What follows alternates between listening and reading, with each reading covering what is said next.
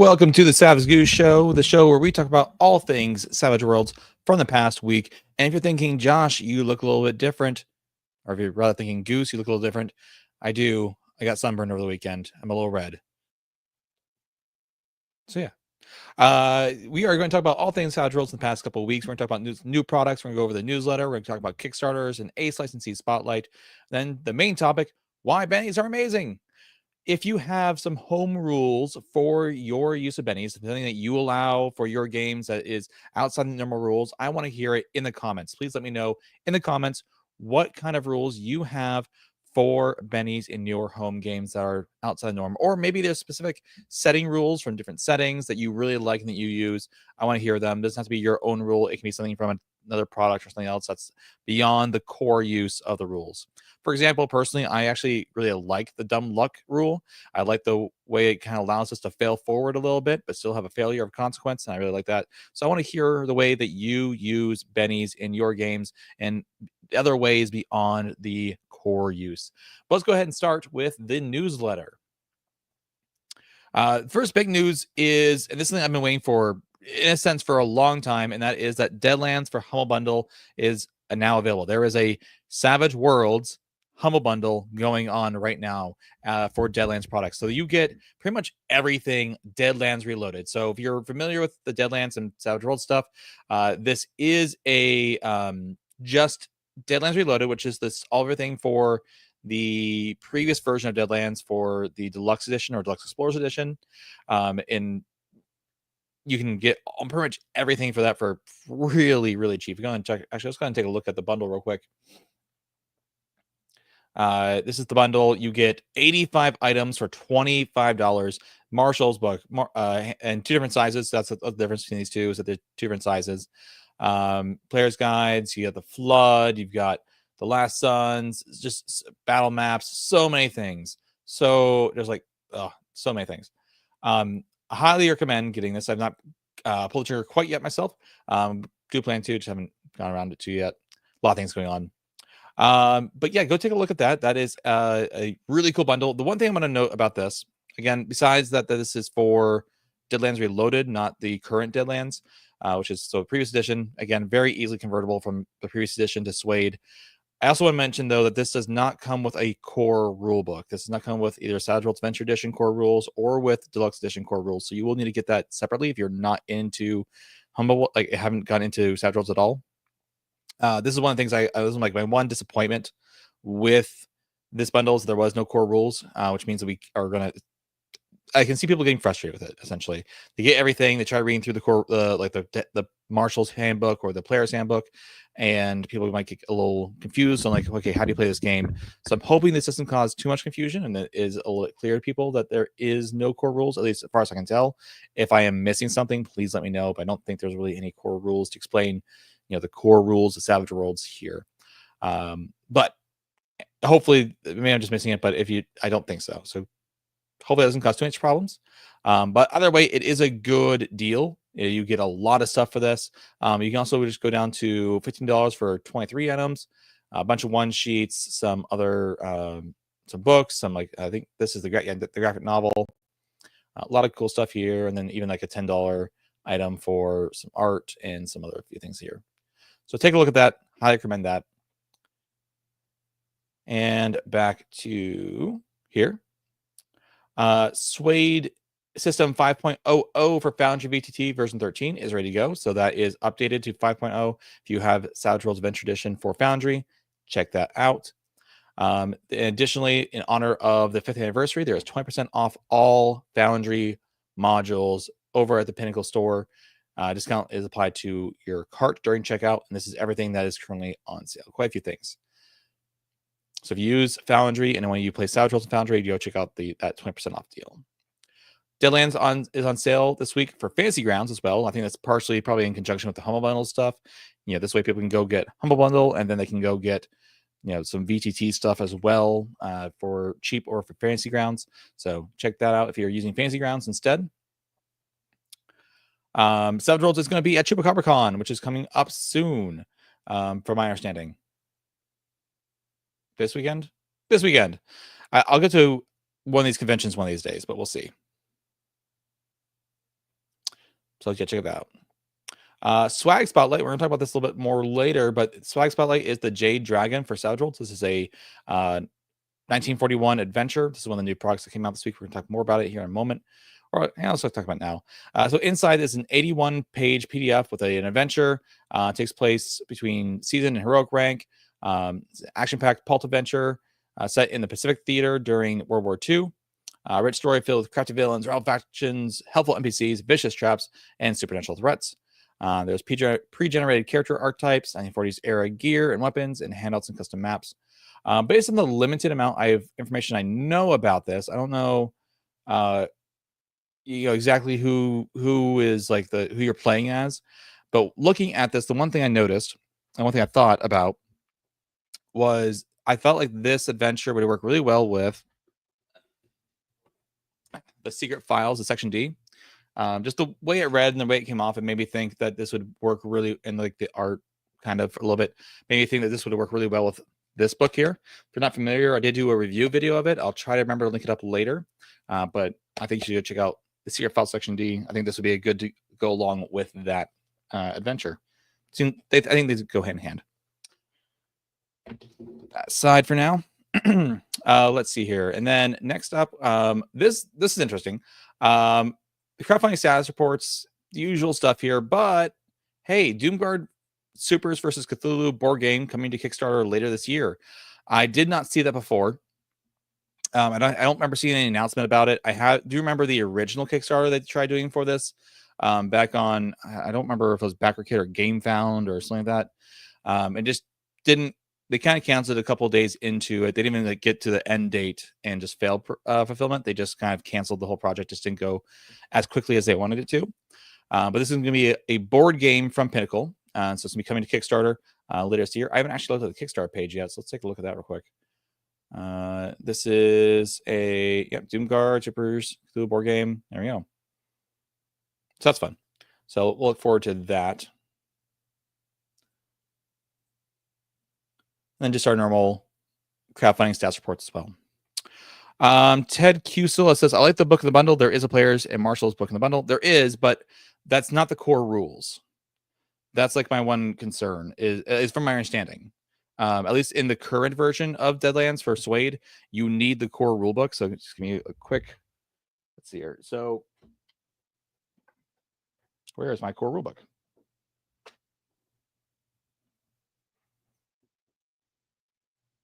Well, so here's for example is the core Deadlands book for Savage Worlds Adventure Edition, and then the you need the core rules. This is the player's book, but close enough in order to play this. So in fact, I would say that I don't think you need the core rule book. I think if you have this, the player's book, you could theoretically then play this just fine. But you need the copy of the core rules. Whereas the current bundle does not come with it at all. You have to go get it. So there's that. Now, as Pursuit says, the deluxe physical core rules costs are like $10. Yeah, they're not expensive, and that's not. I'm not concerned about the expense part. It's just that usually when home bundles exist, they usually come with some part of the core rule book. If we go look at another home bundle going on right now, let's see here. I believe there's some sort of. I believe there is a Pathfinder one. Yeah. Pathfinder 1, and I believe it comes with core rules as well. It comes with a bunch of other stuff, but it comes with like a monster core rule book. It comes with, I think, the player core rule book. It comes with the Bestiary 2. I'm pretty sure it comes with core rules. Yeah, I'm wrong. Maybe I'm wrong about this.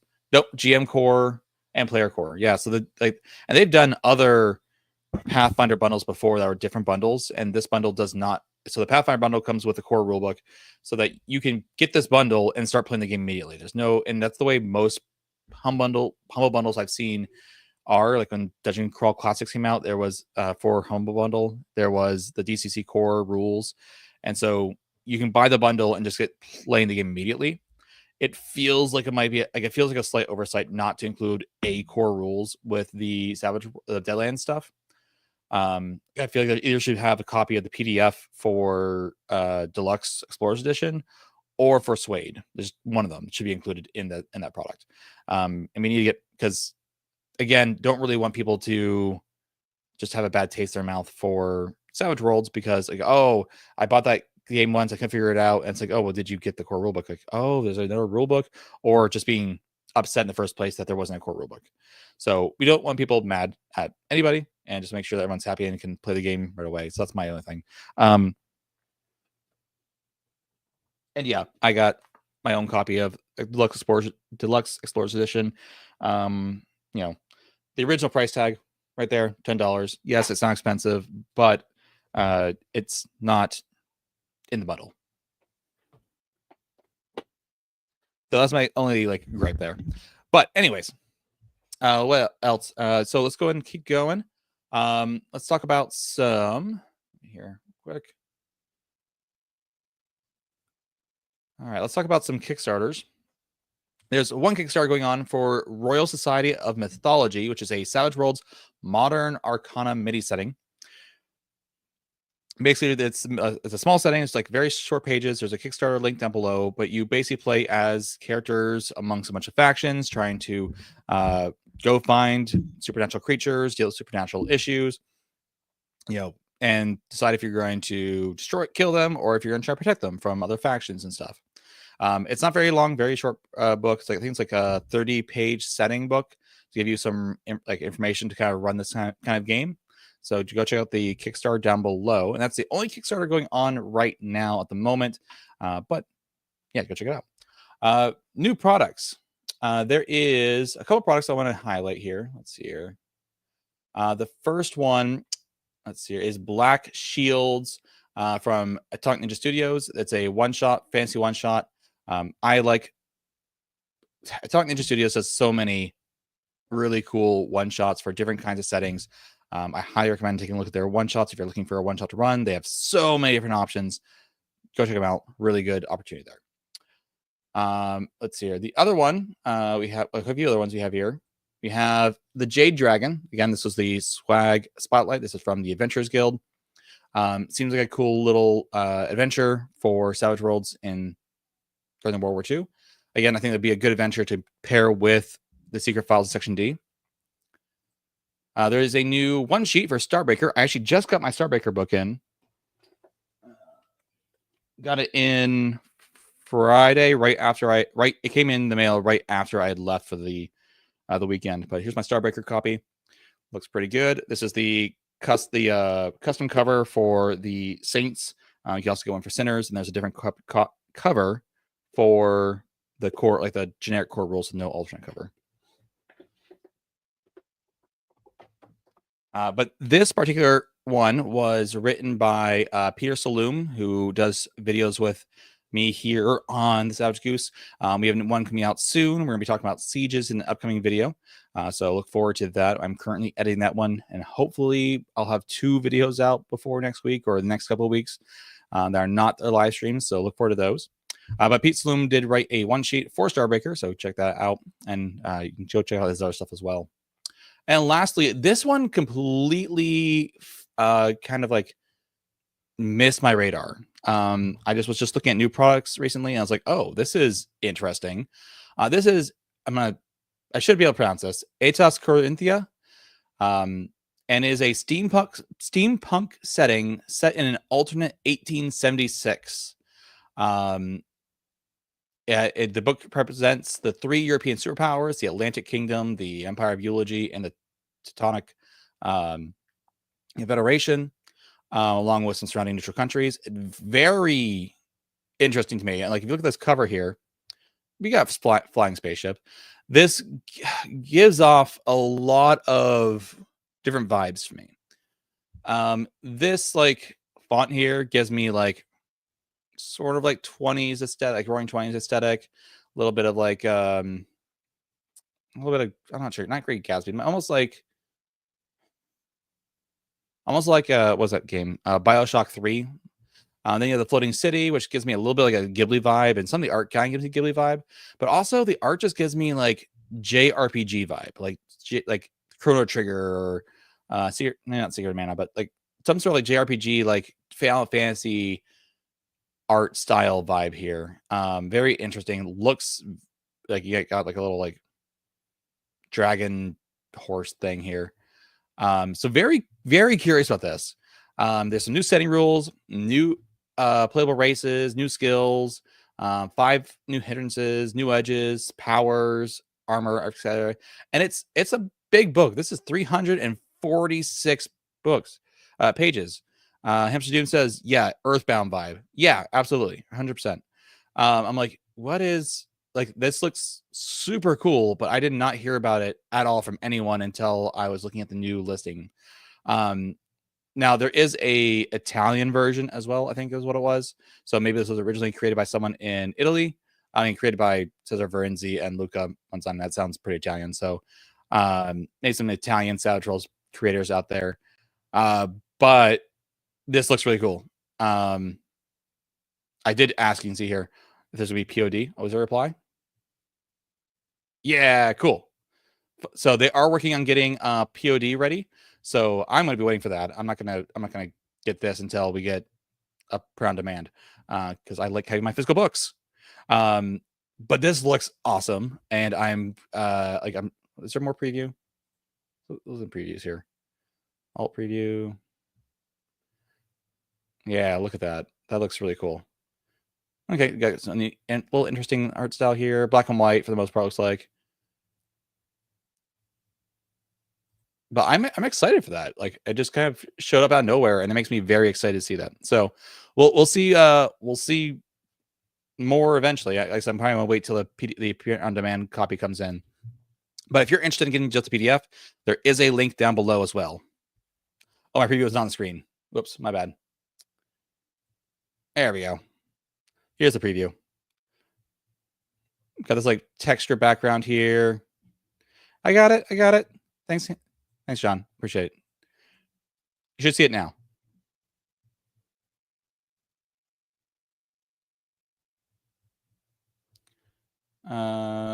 If you can't see it now, let me know. But you should be able to see it now. All right. But anyways, that looks really cool, and I'm excited to dive into that. I've got so many things on my wish list right now, though, of like books I want to get, because they all look so awesome. Because there are so many awesome creators out there making really cool content. It's just hard to know which ones to grab.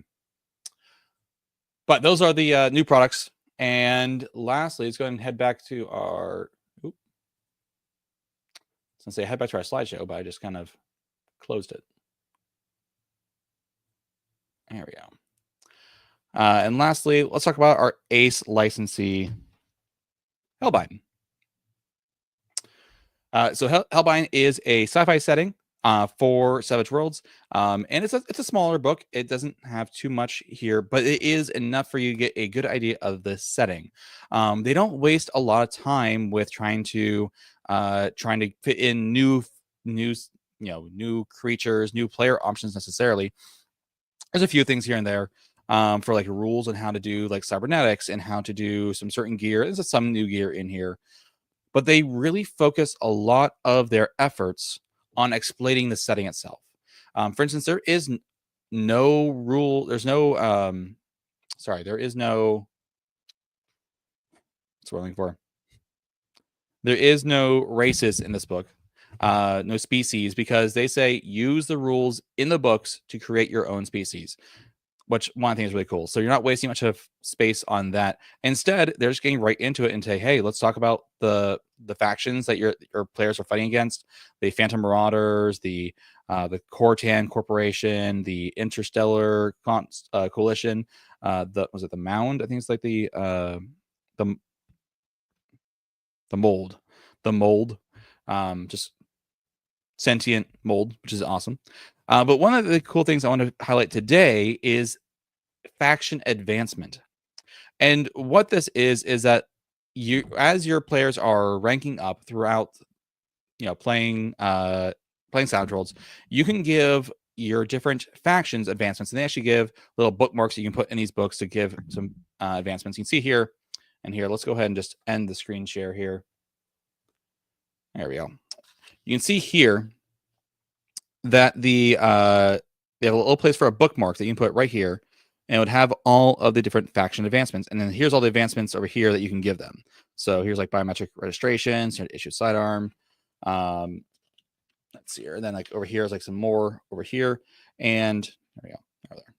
And there is so basically every time your players advance, you can either create some sort of story reason or some sort of like thing that your these factions do to get that advancement in for their faction. So say maybe you take out, maybe you're attacking the Interstellar coalition, and the Marauders are over here taking over a gun supply ship, and now they have better weapons.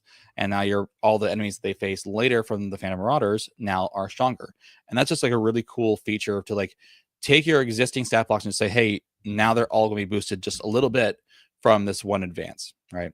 The recommendation is to give one advance to, I think my understanding is one advance to one of the factions every time your players advance.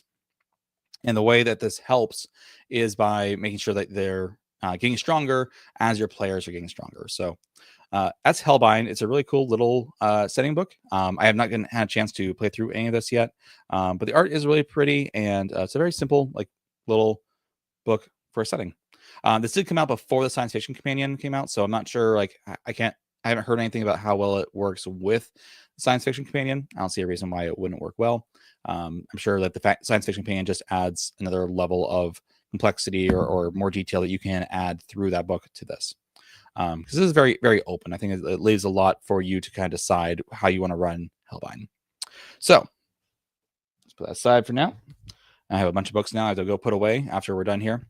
And before we get too far into things, again, let me know in the comments. I want to hear your comments on what kind of things that you guys have for home rules for your Savage Worlds games, for Bennies, specifically around Bennies. I want to hear things about Bennies. Not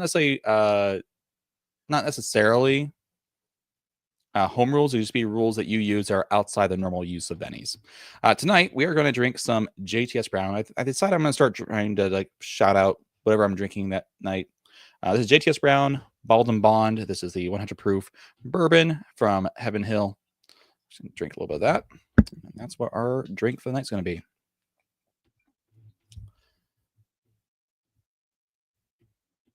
Okay, just a little bit.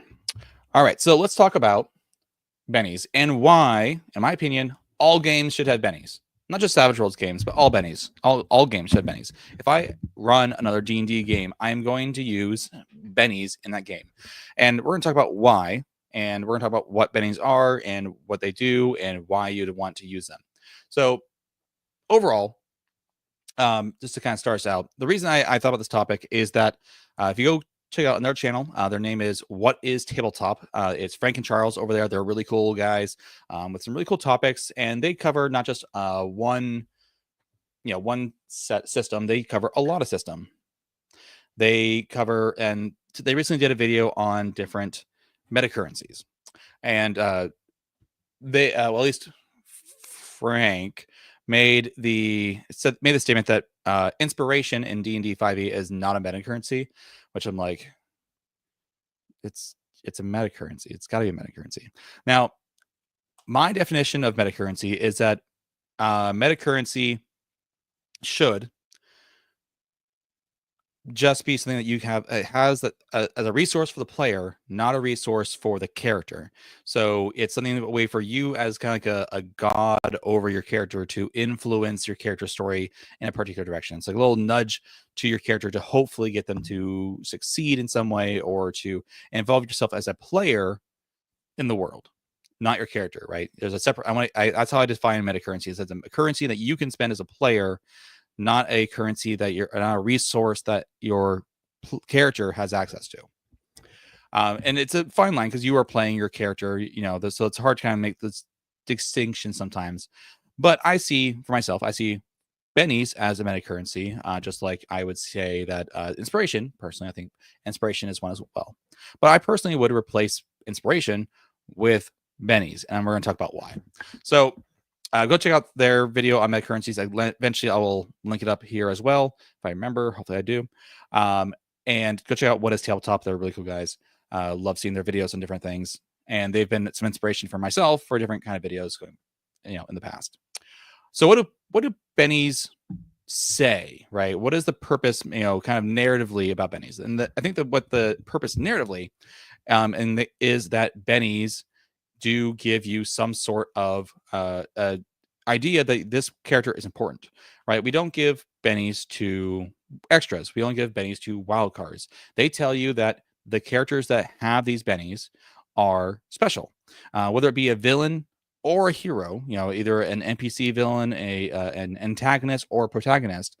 The bennies indicate that this character is special, just like the wild die does.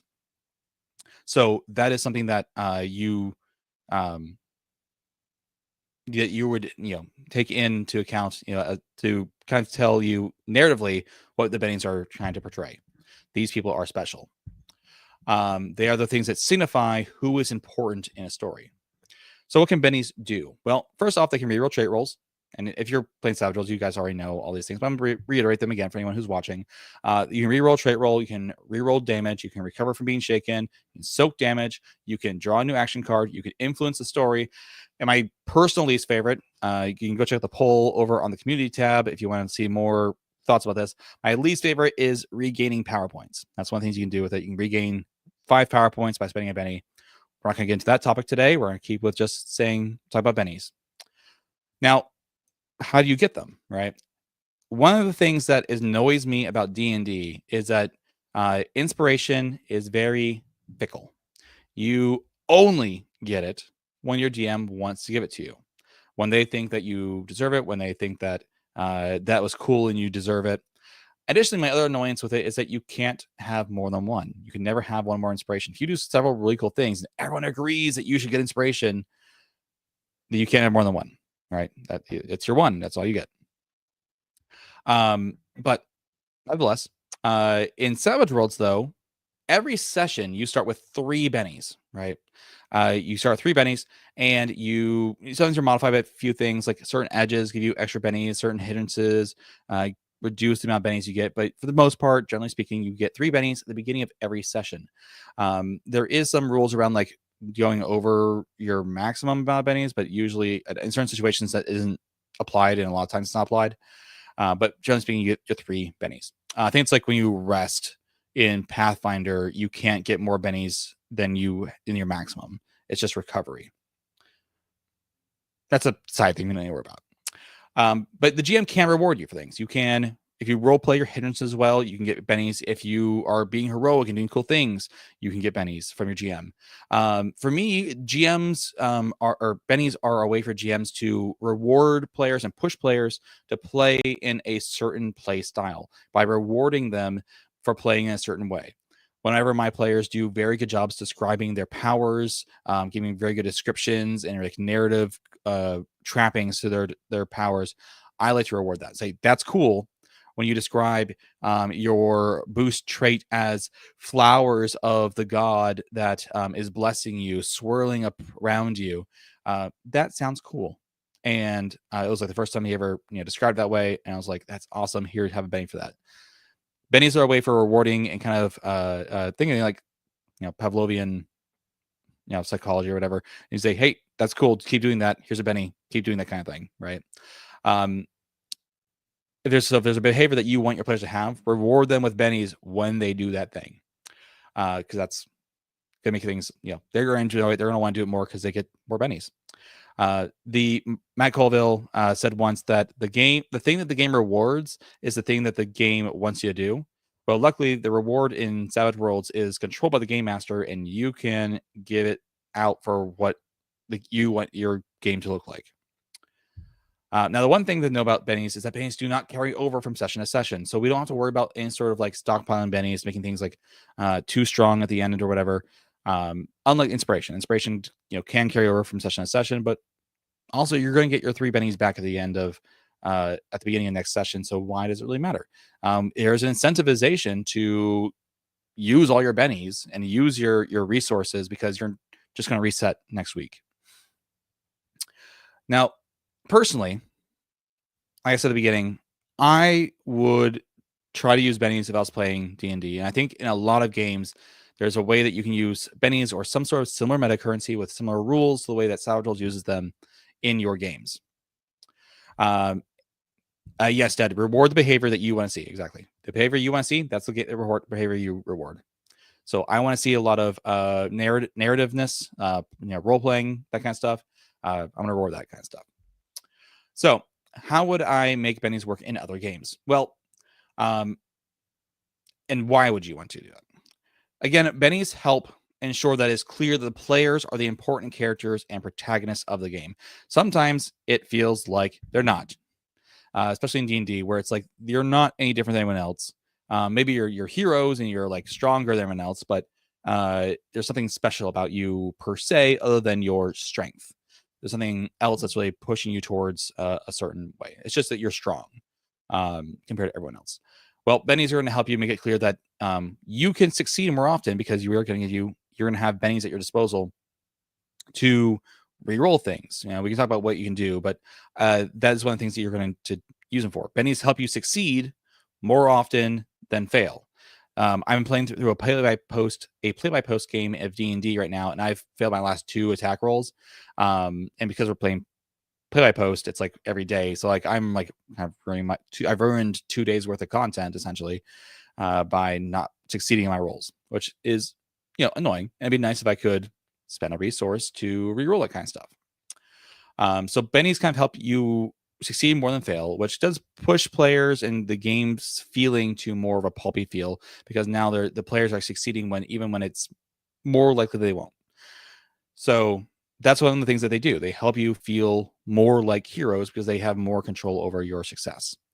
D&D does have something similar to this in their legendary resistances for like big bad boss monsters. Big BBEGs, big bad boss monsters. Big bad evil guy is what BBG stands for. Anyways, so you can, in legendary resistances, just like you get like 3 of them usually per monster, and they just say, "Yep, I'm going to succeed on that." In this case, we're talking about bennies. We're saying just you get your free reroll. Spend a benny, get a reroll. But they have something similar with that as well. Right. So inspiration is kind of like a metacurrency. Legendary resistance is kind of a metacurrency too, but it's only for monsters, which is kind of lame that you don't get the similar idea for heroes, for this like heroic fantasy game where they're supposed to be the protagonists and heroes of the story. So but because of the bennies kind of pushing you to be more successful than not, it helps achieve a more cinematic and action-packed feeling to the game. You're more likely to succeed because you're spending these bennies to re-roll and get hopefully a better roll. And so if I was to run a D&D game, and again, which I haven't in a long time, I would give my players 3 bennies and allow them to use sorry. I would give my players 3 bennies and allow them to use bennies to do the following things. 1, re-roll a check. Not give it advantage. I believe technically initiative, at least, or inspiration used to, maybe not anymore, but I believe at one point it gave you advantage on a roll, which means that you can take the highest of the 2, and which is kind of what we would do here. Like if you roll, if you spend Benny, I'm going to allow you to take the higher of your 2 rolls. But certain things, once you have advantage on a roll, so like sneak attack required you have advantage, and there's other scenarios. So I would make it so that if you already had advantage on a roll and you spend a Benny, you're just rolling with advantage again, and you're taking the higher roll, which does make it a lot stronger. So, but I'm not concerned about that. It also means that it helps out disadvantage as well, right? So that's how I'd use Bennies. Just make it a reroll. You can do that for initiative too. In Savage Worlds, you can draw a new action card with a Benny. Hey, if you want to spend a Benny to re-roll your initiative, go for it. Second, I would allow you to use them to re-roll damage.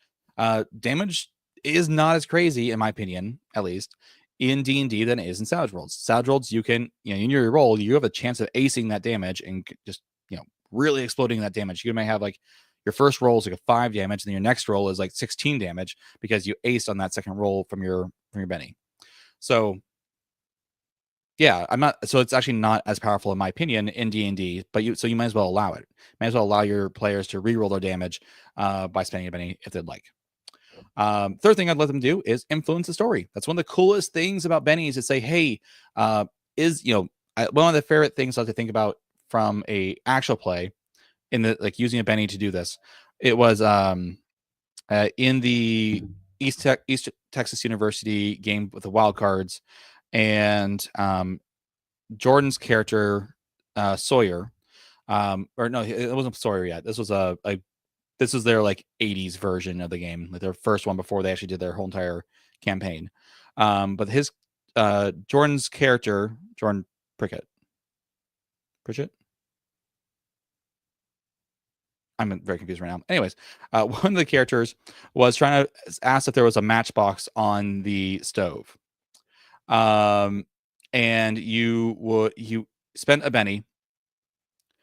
And Pritchett, thank you. He wanted there to be a box of matches on the stove. He felt that was reasonable because it's a gas stove and everything. Hey, there might be a box of matches so you can light it. And the game master was like, I don't know, that doesn't. And then he's like, I'll give you a Benny. Cool. Now there's like, yep, you're right. There is a box of matches there. And it doesn't have to be like big things to influence the story. You can just say, I'm gonna spend a Benny, and like this happens. And depending on what the thing is and how your GM feels about it, then you can be like, yeah, that sounds awesome. I mean, players have asked me some stuff like that before. I'd be like, hey, I'll spend a Benny so I can do this. I'm like, you don't need to spend a Benny. That's cool. Don't spend the Benny. That happens. Cool. But sometimes, you want a Benny. Like, yeah, we can like say narratively, let's do this. I've thought about in the past of introducing some sort of like spend a Benny to have a flashback like you have in Blades in the Dark. That seems like a cool idea to me. I haven't read through the rules for how you do this in Blades in the Dark yet to know if that's a good idea or not. Folding, but I like that idea in essence. Say, hey, you go up and you see a guard and you say, okay, flashback. I previously attempted to bribe this guard to let us in, and then you role play out that scenario to see if you succeeded in that or not. So it's cool. I'm pretty cool. I'm pretty excited about that. But yeah. So I want to know what else. This is like, I think this actually affects D&D less than Savage Worlds. But Savage Worlds has different mechanics, so maybe there's like some things about using bennies in D&D that I'm missing. But I don't think it would have that big of a I don't think I'd have that big of a impact on D&D. And I think other games would also benefit from something similar, where he just allows for more bennies, more options for the players to reroll, to kind of show that they are the main characters. They are the ones that are that this game is about, right? You don't have to like necessarily change the balance of the game a whole lot to do that. Even in like some more grittier games, I think it still works there. It just makes it into a slightly more pulpy, more action packed, because they are going to more likely succeed. Now, because the characters are the main characters of the story, things, in most media, they just go better for them. Like if you look at TVs, movies, etc., being a main character is basically getting some sort of level plot armor. They're a main character. Bad things can still happen, but there's some like level of protection that main characters tend to get in media. And so bennies are going to allow you to also keep doing that. If you're resisting spells, you can spend a benny to try to reroll that resistance. If you're in Savage Worlds, you can reroll your tests. You can use them to soak damage in Savage Worlds. That I couldn't think of any good way to do that in D&D, so I'm not worried about that. Different mechanics, don't need to worry about it. But I also like to role play use of bennies as luck. Like something happens that helps you out, that you get a little bit lucky on that roll. Maybe you roll a failure into success, and it's like, oh, you spent that benny, and now, oh, you notice that this thing would help, and you do something different. Maybe it's a lock, and you're like, oh, you finally realized that this little bump here is exactly where it needs to be. It was a little rough earlier. Now you get to unlock the door, whatever that may be.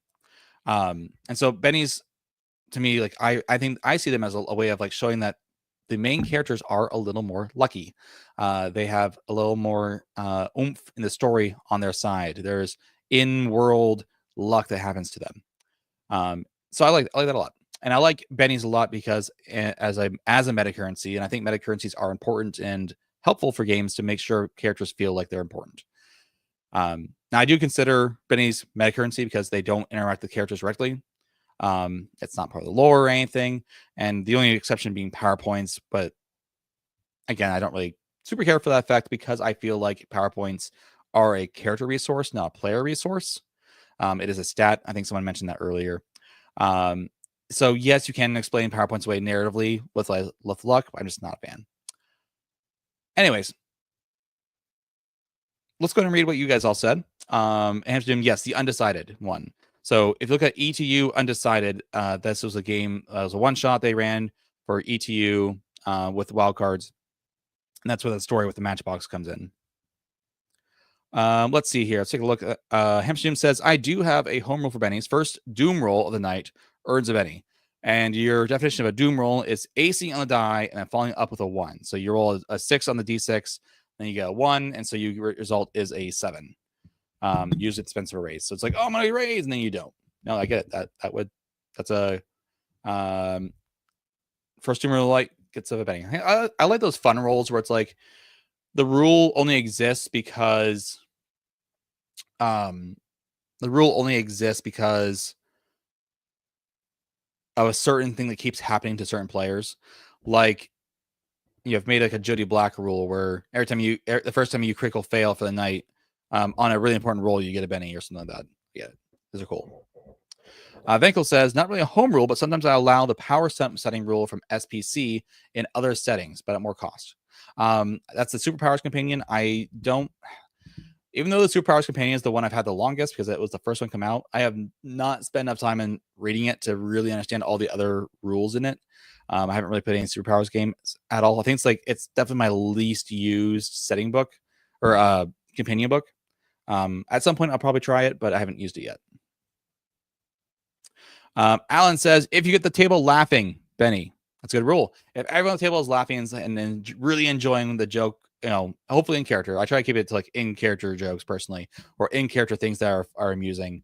Yeah, Benny, like we're having fun. Let's make sure it's going well.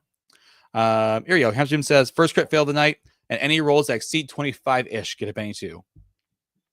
I've been giving out way too many Bennies if that was the case. My players seem to like ace way too much. Let's see here.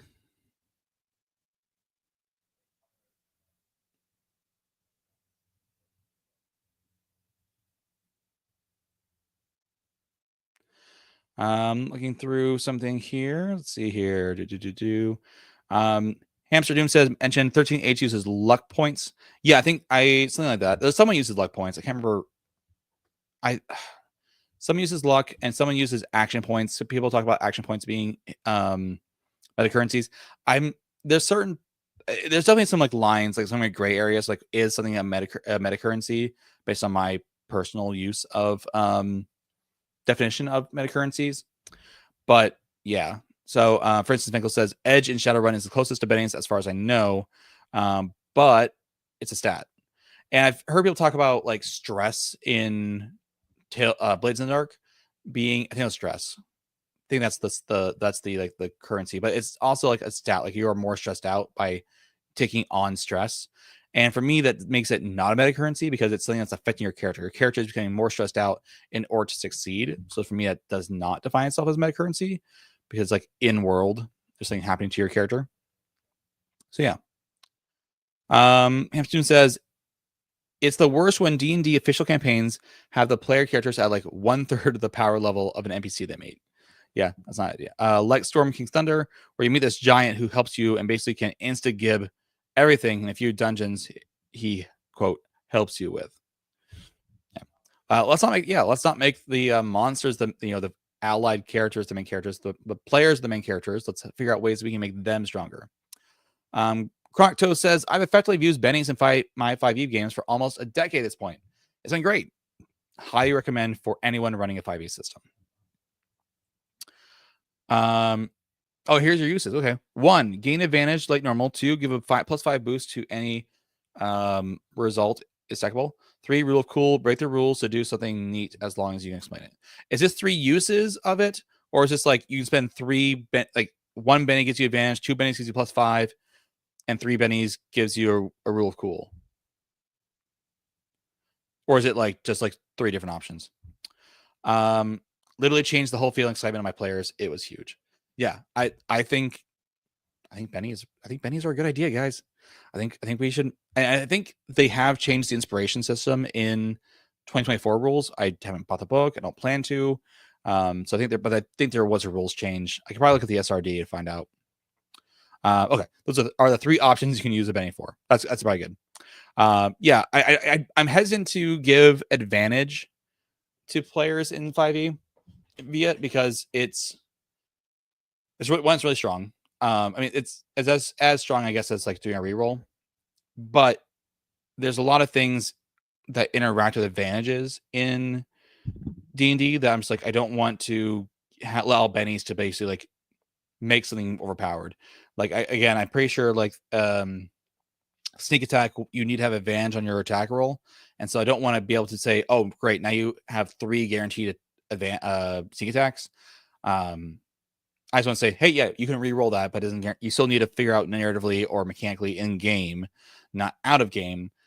Again, because I don't like metacurrencies changing something in game, like giving advantage, for example. So that's my personal take on it. But everyone can do their own thing. It's your table, your game. Do as you want. But I would probably, my rules would probably just be like, yeah, you can re-roll pretty much anything. Spend a penny, re-roll something.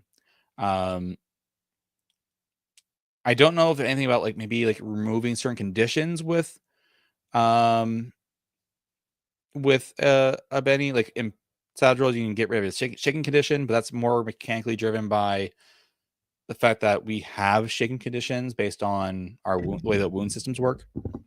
Yeah. So thanks for talking about that. I did want to talk about a few things. Very quick. Benny's fully replaced the inspiration system in my campaign. I was worried, but it worked out well. Yeah, so I think that's the way I'm going to do it. I mean, any D&D game I do going forward. Just give out 3 Bennies at the beginning.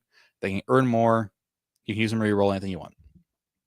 I did want to give some updates on a few things. As I've said in the past, I will be going to Scotland next week, so there's no live stream next week because I will be in the Boston airport about to board a plane to Iceland.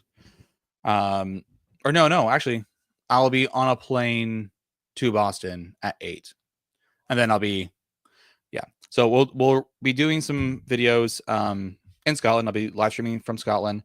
I'm going to try to get better about making some videos. I have one video that I need to make.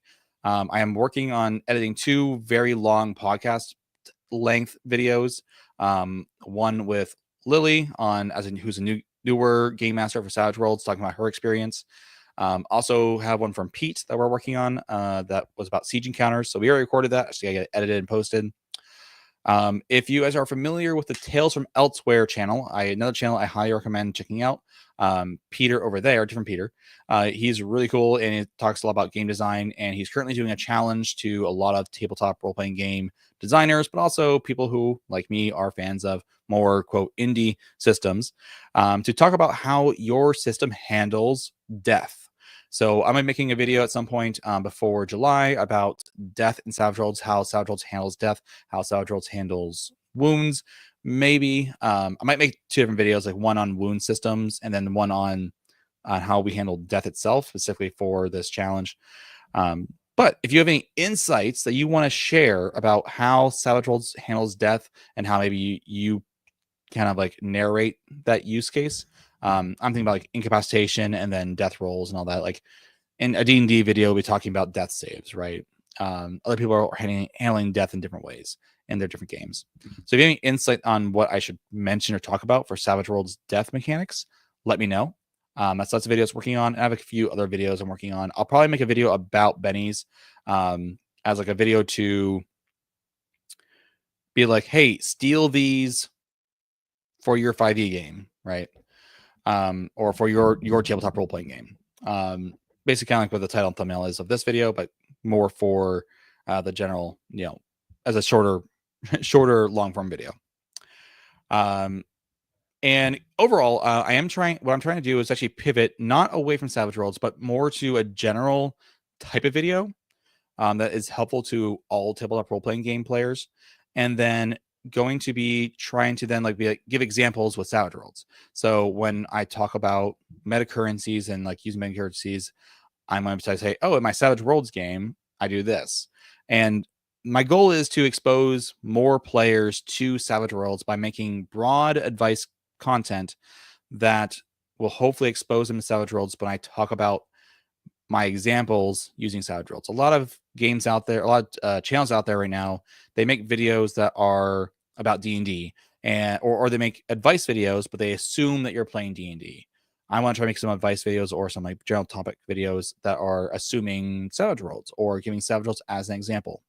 If you have ideas for the kind of content I can make for that, I'd love to hear them so I can just try and create more videos and try to expose more people to Savage Worlds. And because I love it. I love Savage Worlds. I want more people to play it. I'm trying to get some other people that I know personally here in Pittsburgh to try Savage Worlds.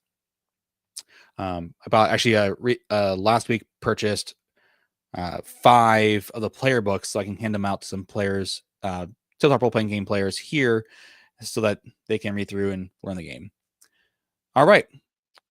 With that being said, let's hear. One thing from Crack Toast. He says, hearing about the Benny mechanic from Savage Worlds is ultimately how I learned it existed.